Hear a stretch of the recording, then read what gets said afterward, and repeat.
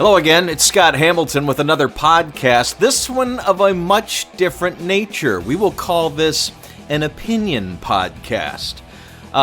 If you're not into music, the music industry, if you're not into radio and the radio industry, you might find this a little boring. But if you are in either one of those camps, we're going to cover two major topics during this radio and music podcast. A little background. I've been in radio over 30 years. Not to give away my age, but I started in the mid-'80s in college, and I have quite a bit of experience with multiple formats, different areas. I've lived all over the United States and the Caribbean, programming radio stations for consumption by the public, to get high ratings, to get clients to advertise on them, that kind of thing. So I'm going to cover two major topics: program directors as gatekeepers and why they really are that. This podcast was actually generated in my mind the last couple days. John from Skillet posted a thing where he thinks rock is dying because program directors are gatekeepers and are not playing new bands, and new bands don't get heard on the radio, so they don't get popular and blah, blah, blah. I mean, this is very funny coming from a guy who's had hits in Christian music. His band is a Christian band, and even on non-Christian tours, he turns his show into a revival in the middle. So why he's acting out like this, I guess, is to get some press. But he does bring up a good point, and I want to cover that. I also want to cover the fact that we're living in 2019, and artists need to create their own stories. So those are the two big topics of this, and I'm going to kind of ramble stream of consciousness here because I have quite a bit of experience with both.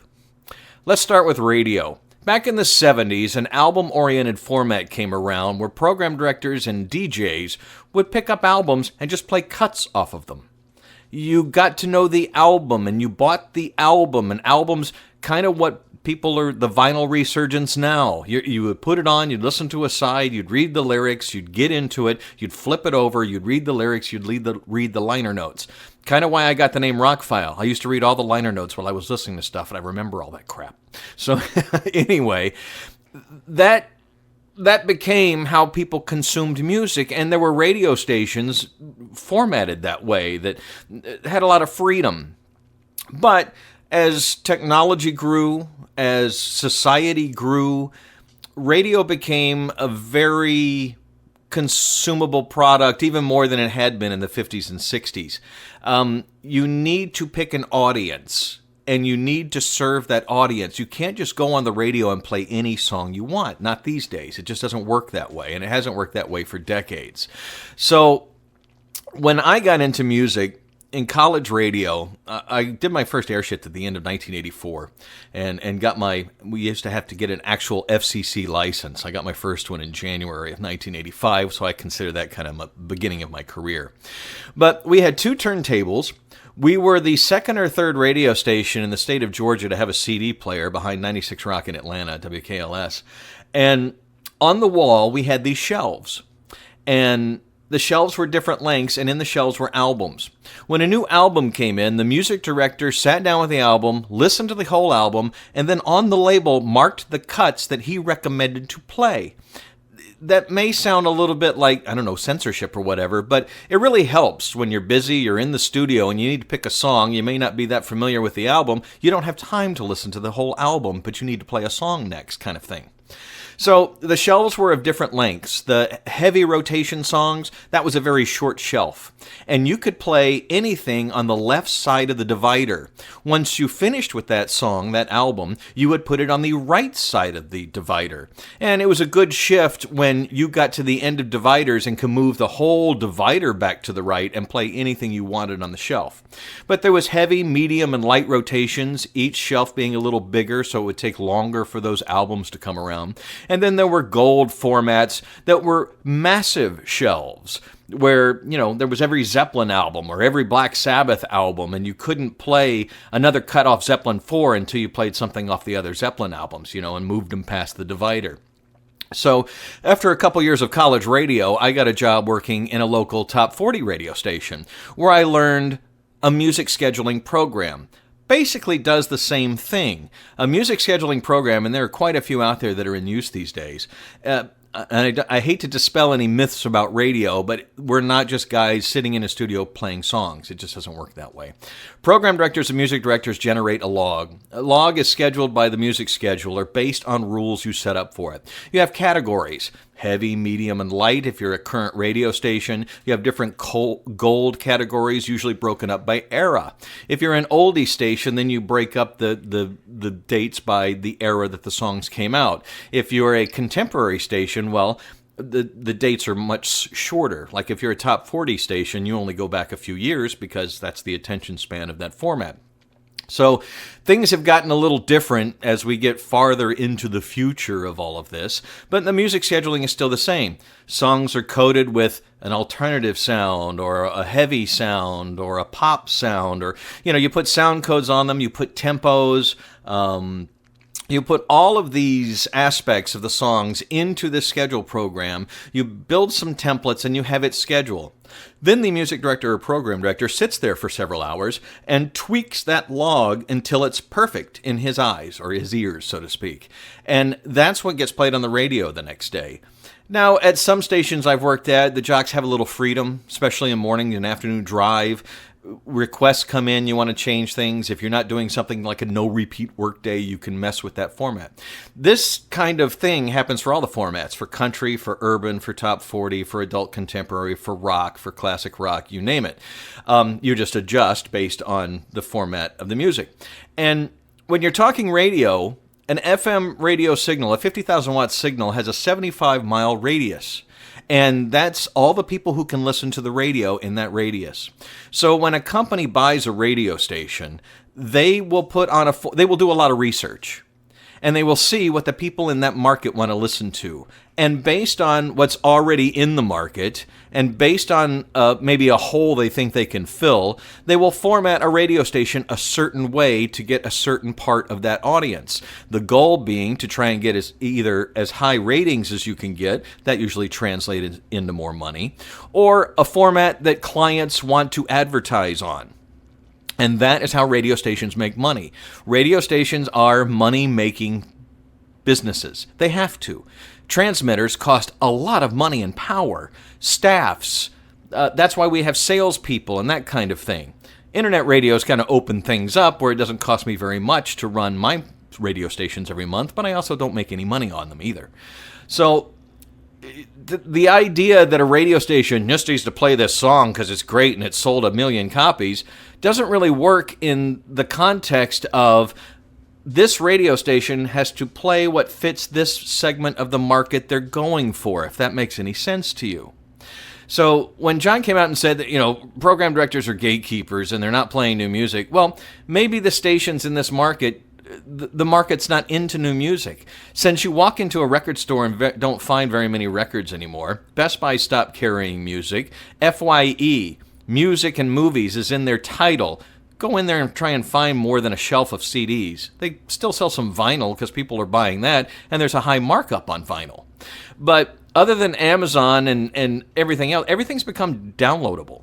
And so that's changed how people consume music. And then you add Spotify on top of it, and these other services where you pay a monthly fee for the rights to stream music. I don't have a problem with those services per se, other than the fact that they're not paying the artists what they're worth. Radio has to pay to play. We get free music from the record labels, but at the end of the quarter, we get a bill from ASCAP and BMI based on the number of songs we've played and how many times we played them. We have to submit our logs to them, and they say, well, you owe this much money, and then they give that money to the artists. That is a lot more money percentage-wise than what Spotify and the other services are giving them. Spotify, for millions of spins, give pennies to the artists. So in that aspect, I'm not a fan of Spotify. But on the fact of on the user end, that you pay a small monthly fee and you have the rights to listen to pretty much anything you want and can make your own playlist, that's great. That's, the Netflix of music. I grew up buying music. I still buy music because what happens... let's not think about a terrible day, but what if Spotify went out of business tomorrow? All that music that you listen to and you stream goes away. You don't own it. You don't get to keep it. So if you're not paying for a service that actually lets you download and keep the music, some of the previous services, they would let you download the music, but if the service went away, the rights to the songs would go away and you couldn't play them anymore. So I still buy CDs, and I'll occasionally buy a download because I want to own the music. If I like this album, I want to listen to it 10 years from now, and Spotify may not be here in 10 years, that kind of thing. And unfortunately, I have a massive music library, and it takes me, quite a bit of effort to move when I move to a new town, but I like to own music for the same reason I like to own movies. Paying that $10 or $20 means that I can watch that anytime I want. That it is available, it is in my library, I own the rights to that. And so that's the way I consume music and the way we should consume music.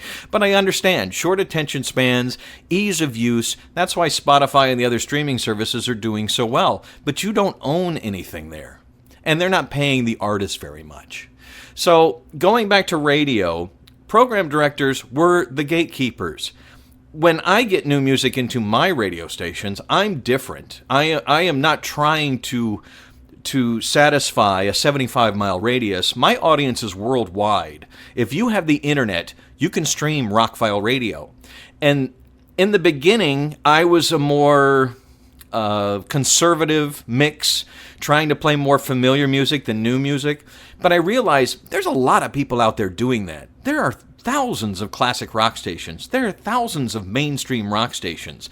I decided I'm the guy who plays the new stuff. I'm the guy that finds stuff before just about anybody else. Now, the only radio station that I can even think of that beats me on timing is Octane on Sirius XM. And it's because they have deals with the record label, and they will play things, well, I'm guessing, but they will play, from the sound of the radio station, they play things that the record label pays them to play, or do me a favor and play this. And they do get some things earlier than I do. But I get regular record service from all the radio companies, or all the record labels in the United States, and a lot of the ones in Europe. And when I get something, I'm still that old school radio guy that, this is great, I'm going to put it on the radio right now. I don't have to wait for a VP or a consultant to tell me the song is testing well in another market, that it's played on this many radio stations. I was a musician growing up. I was a trumpet player. I can still read music. And so when I listen to a new rock song or a new pop song or whatever, my first opinion is it good or not? I mean, was the songwriter actually doing something good? Were they copying something else? Or is it just crap? Because there is, in all formats, there's crap rock, there's crap rap, there's crap pop, there's crap country, and there's some very good artists who make it in those genres. But I'm a huge rock fan, so that's kind of my whole career has had usually a rock station is at least one of the stations I'm running at the time. And I'm in a very lucky situation for the last 7.5 years where I can just get a new song. Record label in Europe says, hey, this is pretty good album. We want you to listen to it. I listen to it and I find a couple songs I really like. I put them on the radio. And people listen to it and go, I've never heard that before, but that's really good. This is how I discovered music as a kid. 96 Rock in Atlanta. They would play, when Queensryche first came out, they would play tracks off that EP in the middle of the night. I was in high school. We stayed up late. Oh, wow, this band sounds like Iron Maiden with an operatic singer. Wow, Queensryche, wow. That kind of thing. And that's kind of gone away. People want to hear the song that everybody else is listening to, that popular song, and there's nothing wrong with that. There is nothing wrong with pop music and simple music. Geddy Lee has a very famous phrase where he said one time that it's easier to write the 12-minute prog rock epic than it is to write the 3 or 4-minute song that sticks in your head that you want to sing along with the windows down, or something along those lines. I paraphrase. It is easier to write that giant piece of music than it is to write something that people will tap their toes to. That is a gift. There are songwriters. A lot of the pop and country music you hear on the radio are written by the same people. There are songwriters who are gifted to write hits.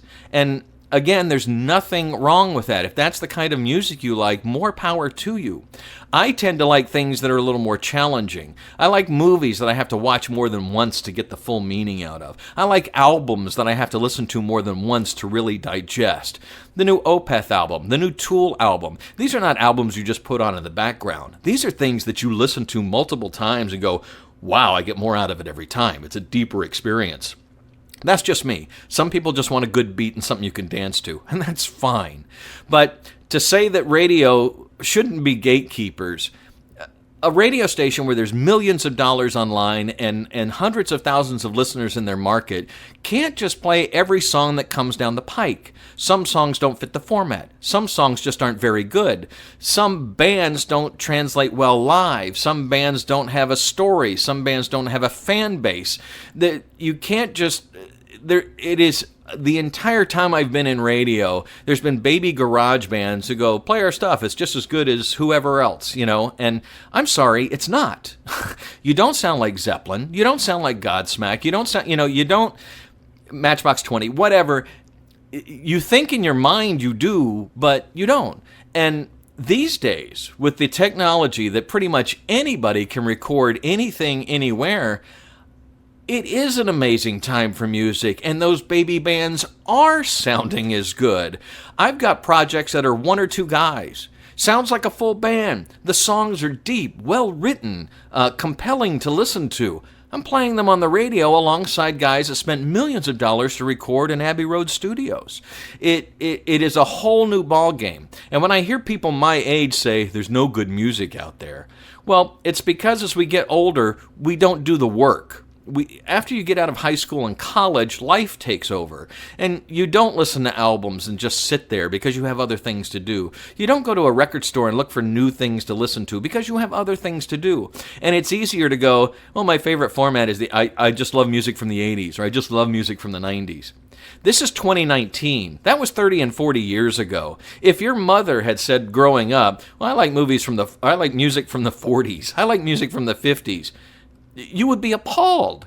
So it's interesting to me that as we get older, we get stuck with the music that was most popular when we were younger. And there's a very good psychological reason for that. It makes us feel good. Nostalgia is a great thing. But for real music lovers, there has never been a better time for music. I got more albums this year than I'm going to be able to squeeze on my top 25 of the year countdown that I do at the end of the year. Every year I seem to get more and more great albums that are as good as the classics. I got a band from France the other day. They sent me their 2 CDs and said, let us know what you think. It's not quite up to like Pink Floyd's The Wall, but it's right under there. I mean, they've got some great guest musicians. They've got a great concept. The songwriting is really good. The production, how they put it together. And I'm lucky that I have 2 internet radio stations where I can go, you know what? I'm going to play some of their songs next week because I can. But if I were, say I'm here in South Florida, we have no mainstream rock station. We have nobody playing new rock at all. This is why I get the interviews and the backstage passes and the concert tickets, because I'm here in South Florida, but my audience is literally worldwide. Some of my biggest listeners are in Germany and Norway and Italy and things like that. So there is an audience for just about any kind of music all over the world, and the internet is breaking down those boundaries of what FM used to be. Because even an FM radio station, programmed very well, puts a stream on and gets listeners from around the world. But again, they still have to concentrate on where their advertisers are or where their ratings are. That's the 2 ways that stations make money. Advertisers or good ratings that they take to the advertisers. And radio stations have to make money to stay in business. And it is a business. And it would be nice if the business was to play everything new that came across their desk, but that's not the way business works. You pick the right songs. You play them at the right times. That's how FM radio works, and to a further extent, satellite radio. But internet radio is a little more Wild West, a little more like the early 70s, where we can just play anything we want. Now, I took all my years of radio experience and formatted my radio stations the way I would format an FM radio station, but the ears I use are much broader in sense. Like, I started with a progressive rock station, and you would think this is all fruity, strange music about elves and unicorns and things like that.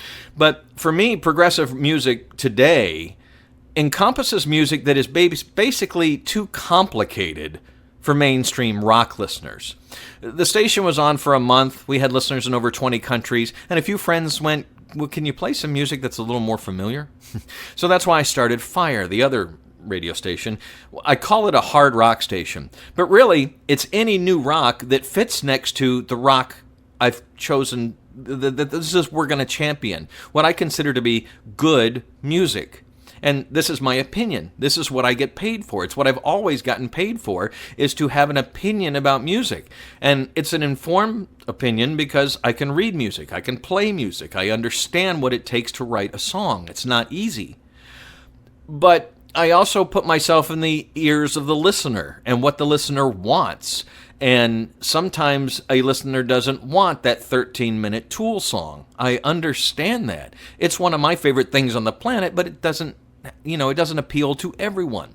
So my stations are mainstream versions of these album-oriented rock stations of the past. I still want people to listen to them. Every other song on the radio stations is something familiar if you're into that kind of music. On Fire, you're going to hear some Godsmack and some Disturbed and some Five Finger Death Punch and some other popular bands, but in between, you're going to hear some brand new up-and-coming artists, the Zero Theorems and the Eve to Adams, and same thing on the progressive side. We play Yes and Rush and Genesis and some of the old progressive music that started the whole progressive genre. But we're also playing new bands like Leprous and King Crow, and, well, I basically built the whole station around Steven Wilson and Porcupine Tree because I was a huge fan, and Riverside from Poland and things like that. And again, I'm lucky that I can give music to people. I can let you hear these brand new things that I hear and go, these are worth listening to. You may not like every song on the radio stations, but I'm telling you, they're all quality. They're all worth listening to. And if you find a few that become your favorites and you want to buy the album or download the album, then do it. Support the artists, because that keeps them in business. Because honestly, being in a band, being an artist, is also a business. So this is going to segue into part 2. Artists need to create their own stories. Last year at a concert, Steven Wilson made the distinction between entertainers and artists. Entertainers want to please as many as people as possible. Artists want to please themselves. And it's not like, here's my new album, I don't care if you like it or not. But honestly, that's what most artists feel. Steven Wilson, when he puts out a new album, is like, I really worked hard on this. I really like this. If you don't like it, okay, I can accept that. But this is what I like, and this is what I wanted to produce. You take bands like ZZ Top or the Rolling Stones or the Eagles or whatever, they've stopped making new music. They have become entertainers. They were artists. Hotel California is an epic achievement for any band. Early ZZ Top albums are really incredible listens. But Zeppelin, you name it. But these bands become entertainers because you want to hear the hits. Bob Seger just did his last tour. He played nothing but the hits because that's what you grew up with. Those are the albums you loved growing up, and there's nothing wrong with being an entertainer. That's a very broad form of entertainment. They play to your heartstrings. They play to your nostalgia. I tend to be on the artist side of things, and it rubs me raw when somebody says, artists like ZZ Top. When was the last time they put out a new album? When was the last time Rolling Stones put out a new album that was good? Nothing wrong with them every once in a while putting out something new, but they don't tour on that. They tour on the classics that you know and love. And again, there is nothing wrong with being an entertainer, but I'm in the business to find art to play. Even hard rock songs that you may not think are artistic are. A lot of thought went into the sound, the production, the songwriting, what the message they wanted to get across. And so I'm very much into the artistic merit of songs more than the popularity of songs. But like I said, I've programmed top 40 music. I know playing a pop song, what a good pop song sounds like, somebody that's going to listen to it 3,000 times in their car and sing along with it. Great. There's a lot of those stations out there. Have nothing against them. If they need my help, give me a call. I'm a good consultant. But I love rock. I love progressive rock. I love, and even some metal. I love things that are thought-provoking. I love things that are interesting. I love things that are different than the norm. And that's my personal taste. So my radio stations are a bit of both. A bit of let's get some mainstream and have you some familiar music to listen to, but also let's play these bands that will be classic 20 years from now. Because I tell you, one day the Rolling Stones will be gone. One day ZZ Top is, Bob Seger is done. The Eagles are done. They just announced their Hotel California tour. We're going to play Hotel California. That album came out in 1976, people. That was a long time ago. And Fleetwood Mac, Rumors, another great album. These are classic things that are in our subconscious, that are in our nostalgia, but that was their artistic thing now. Now they're entertainers just playing something they've played for 20, 30, 40 years. So still at my age, still very interested in hearing new music and new bands that have a story to tell. And that's where we are in 2019. With the internet, you can do anything you want. Artists, stop looking at radio to make your career. Stop looking at any one thing to make your career. You need to make a story for yourself. You write music so people will hear it and hopefully like it. You tour incessantly so people will like your stage presence and like what you do live. You need to make a story. And for what's his name from Skillet to go, because radio stations don't play it, bands don't make it. Really? Iron Maiden had a couple songs on the radio 35 years ago. They have never had radio support. They've never wanted radio support. They don't care. Their current tour sold out across the country. They tour the world every couple of years in their own plane. They've bought all their stage equipment. They have bought their own planes. They handle everything internally. Their fans love them for this because they don't really give a rip. They make the music they want to make, and they get to tour with it every couple of years. That is the quintessential essence of what bands can do today. Social media is free to use. Bands, create your stories. Shoot a low-budget video. Make it on your own. Make it on your iPhones. You can make a decent video on an iPhone. Put your song behind it. Upload it to YouTube. Share it to Twitter and Facebook and wherever else you want to share it. And start creating a story. Start creating that base. Don't go, well, we didn't make a radio station, wouldn't play our music. You didn't make it because that was part of the local radio station wouldn't play your music. But what about another station in another state? What about another station in another country? That's why there's internet radio. That's why bands have come to appreciate me. They don't have a big record deal, but they have a really quality album that got mastered by somebody who knows what they're doing, and they send it to me and I play it. That's a pretty simple thing to happen. But again, people have to be listening to my radio station. People have to figure out what the song is. People have to, there is a little bit of work involved in being a music fan these days. And artists, you need to do what you can to make people work less to hear you, to enjoy you. Put it out there. Have constant output. Take pictures from the studio. Take pictures on the road. Take pictures of your dog or cat. Make stories. Make connections with people and build fan base. As you can tell, my podcasts are recorded live and not in an airtight room because that was Archer the dog who's barking at somebody outside. I don't edit my podcasts. I'm sorry. It's stream of thought. So anyway, I firmly believe that artists, and this has happened my entire career, put too much of the weight on we need to be popular, we need to be played on your radio station. Yes, radio has been influential in breaking thousands of bands. For many, many decades, every human being polled says, well, I hear new music on the radio. YouTube is now starting to become a thing where people get new music. There are other, Spotify, whatever.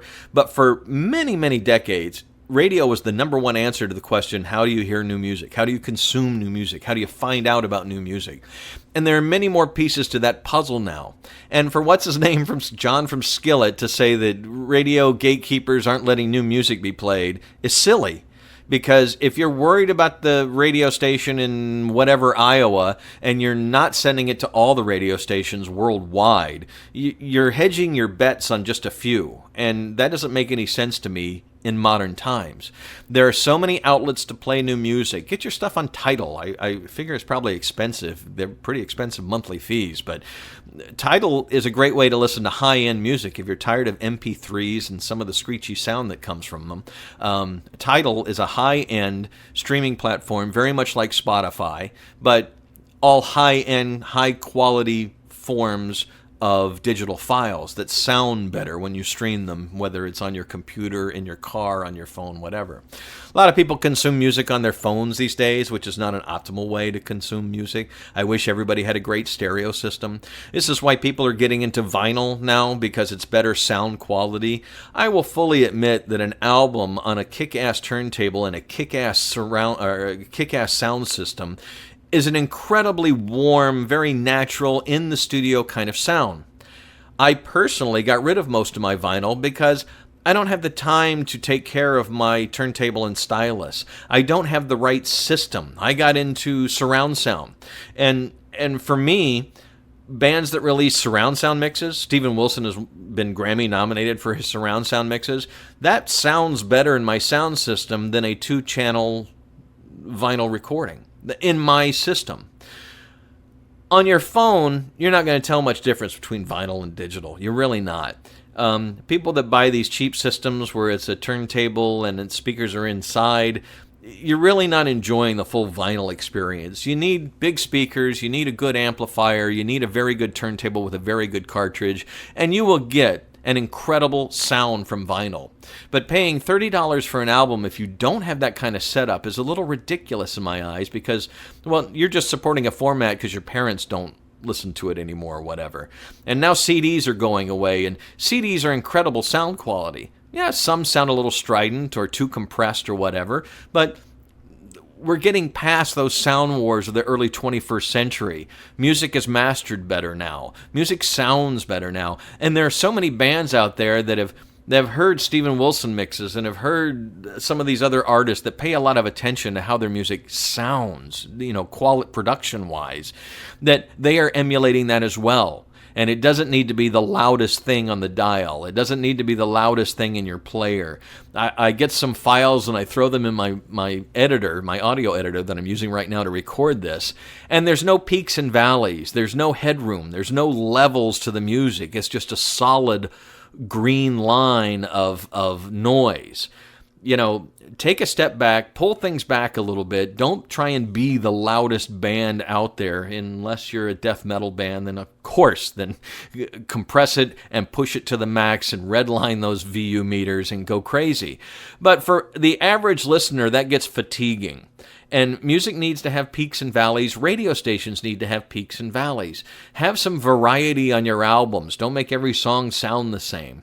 Artists, I beg you, make the music you want to make, but then create your own stories with it. Maybe you can't do a video, maybe you do a slideshow. Maybe you've got an artist in the band and you just do artwork and put the music behind it. Do something that shows that you have artistic merit, that you're just not another band that just wants to be another Zeppelin or another Godsmack and play to arenas and play the same 12 songs every night and that kind of thing. Put your art out there, create your own story, build your own fan base. When Trent Reznor walked away from the music industry and said, I'm going to do things on my own, he started selling his music on his website. Didn't worry about record labels, didn't worry. He sold 1 million copies. It can be done, people. You can do it without radio. You can do it without streaming services. It can be done. But in my opinion, you need to use all the tools that are available to you. Try and get on the radio station, and if 1, 2, 10 say no, there's going to be a few that are going to say yes. Try and get it on Tidal and Spotify and YouTube. Be everywhere people consume music are. These people who are looking for new music, that are tired of hearing the same stuff in their libraries. I remember as a kid, you get into a car with a friend and he had 20 cassettes. And if you hung out with that guy for a year, you heard all of the music he owned. I had 3 cassette cases, and I had over 100 cassettes in the car. I currently have a hard drive that I can load 1,000 songs on in my car. And the average radio station plays a little over 300 songs a day. And if they're a current radio station, they play some of those songs more than once, maybe 5 or 6 times a day. So that in a week, my radio stations play over 1,200 songs is pretty good because we are current-based radio stations. We play our heaviest songs on Fire, play about 29, 30 times a week. The heaviest songs on Ice, because progressive rock is longer, play 21 to 24 times a week. So if you do the math, that's like 4 or 5 times a day. We're really not pounding music. A top 40 station will have 100 spins a week on a song. But every time you get in the car, they want you to hear what's popular at the moment. Not exactly what I'm doing, but there is an audience for that too. So if you're a pop band, make a song that doesn't get tiresome after 200 spins or 1,000 spins. Listen to these songs over and over and over until you know that they're consumable by the audience you're going for. If you're going for guys that like progressive metal, then make it interesting. Make it complex. Make it difficult to digest at first. Movies like Blade Runner 2049 find an audience. That movie has deep layers and was boring to some people. To other people, it was the most amazing movie ever made because somebody took the time to put layers into that movie to give you so much to chew on and so much to think about that people are still writing essays on that movie. And I just use that as an analogy. If that's the kind of art you want to make, then make art. And if you want to be popular, then make art that's going to be popular. It's not rocket science, but you have to do the work. Bands that say radio doesn't play me on Spotify, you're missing the point here. There are thousands of ways to get your music out there. Use them all at your disposal. Don't just blame radio for not playing music because they're businesses. They have to make money. They have to play what's right for their audience, right for their advertisers. It's not their fault. And don't say, well, they suck because they won't do that. If you had a business, you would want people to come in and buy whatever you are selling. And you couldn't just sell anything you wanted. You're a comic book store, but you want to sell tires. People are not going to come into the comic store to buy tires. Same thing is people don't come to my radio stations to listen to Billie Eilish. That's not what we do. She's a very talented young artist who's probably going to grow into something pretty amazing because she's doing things differently.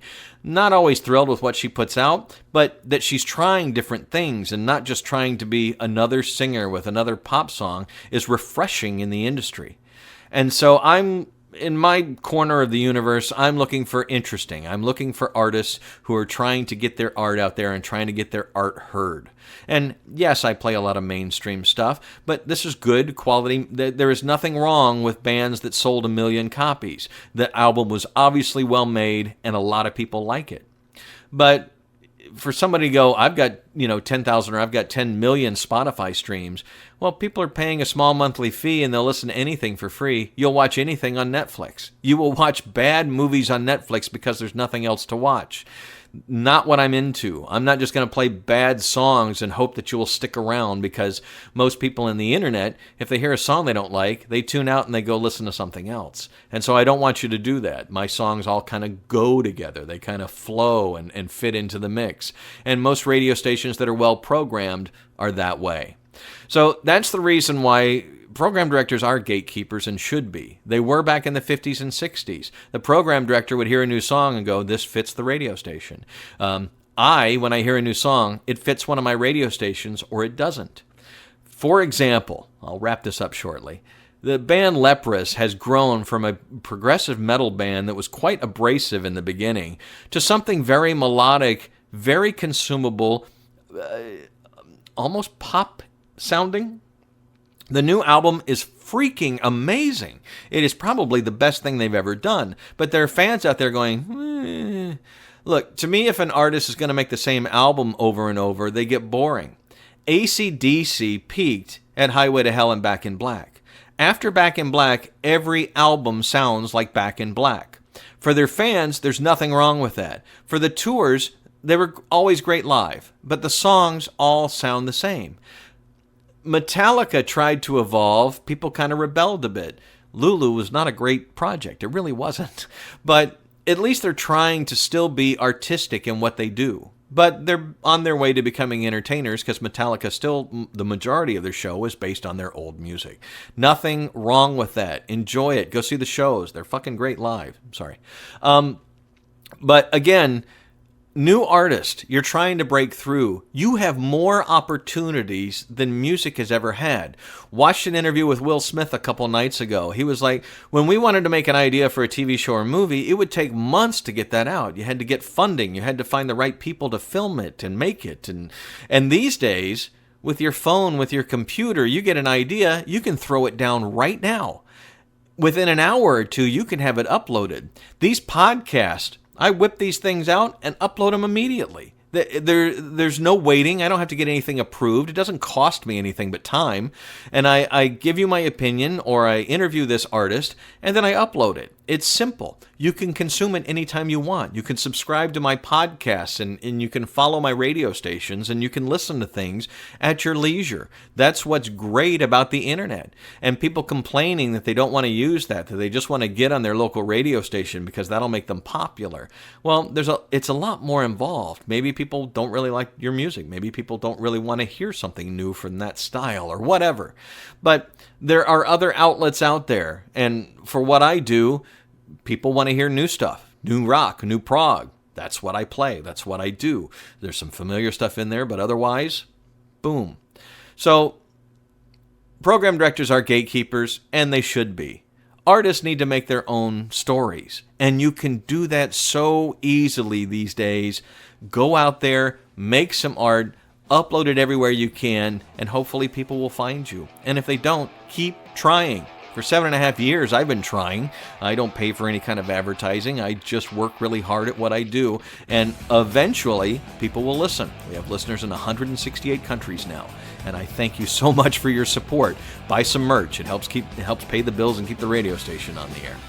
So those are my opinions from somebody who's been in the radio business over 3 decades, for somebody who is a musician coming up, somebody who really loves music to this day. I love all kinds of music. I listen to jazz. I listen to classical.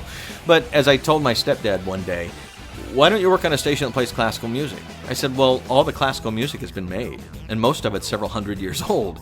It's not exciting to me to hear yet another version of Stravinsky or Bach or Beethoven. Those are great pieces of music. I have them memorized. I know them, but I'm somebody who consumes new music all the time and want to learn new songs and hear new songs and enjoy new songs. And hopefully you're like me and listen to my radio stations. So that's my opinion. This was a long, opinionated podcast. I hope you enjoyed it. I will have a few more things like this. I have some interesting top 10 lists coming up that I'm going to post, but I'm also doing short, spoiler-free reviews of music and movies, so enjoy those too. You can find my podcasts on just about every podcasting service: iTunes, Spotify, Google Play. If you can't find my podcast on the service you use, please let me know and I will fix that.